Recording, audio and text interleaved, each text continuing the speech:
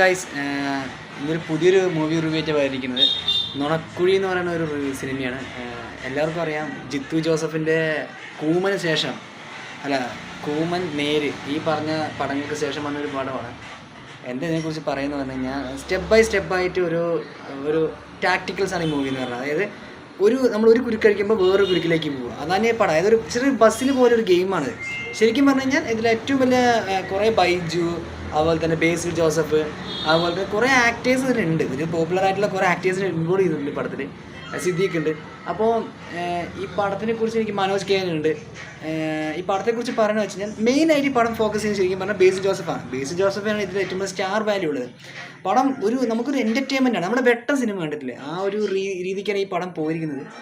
പിന്നെ ഈ പടത്തിനെ കുറിച്ച് എനിക്ക് കൂടുതലായി പറയണമെന്ന് വെച്ച് കഴിഞ്ഞാൽ, ജിത്തു ജോസഫിൻ്റെ മാജിക് ഒന്നും പറയാൻ പറ്റില്ല ഇതിൽ. പക്ഷേ കൂമനും 12th മാനും ദൃശ്യം, മെമ്മറീസ് പോലുള്ള അടാറ് ത്രില്ലർ മൂവി കണ്ടുവരുന്നവർക്ക് ഇത് എത്രത്തോളം വർക്കൗട്ട് ആവുന്നില്ല. പക്ഷേ മൈബോസ് ഇഷ്ടപ്പെടുന്ന ആളുകളുണ്ട് ഇഷ്ടം പൊടിക്ക്. അങ്ങനെയുള്ള ആളുകൾക്ക് ഈ പടം ഉറപ്പായിട്ടും വർക്കൗട്ടാവും.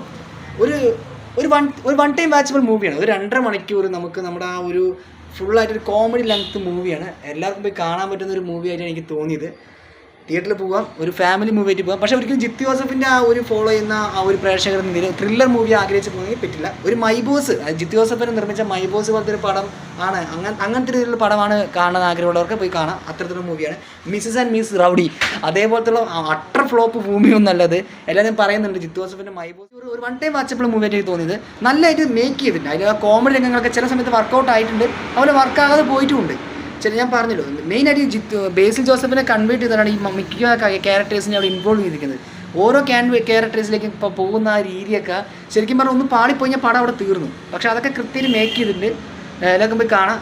ഞാൻ പറഞ്ഞല്ലോ, ഇപ്പോഴും പറയുന്നത് 2.5 മണിക്കൂർ നമുക്കൊരു ടെൻഷൻ ഫ്രീ ആയിട്ട് പോയി കാണാൻ പറ്റുന്ന പടമാണ്.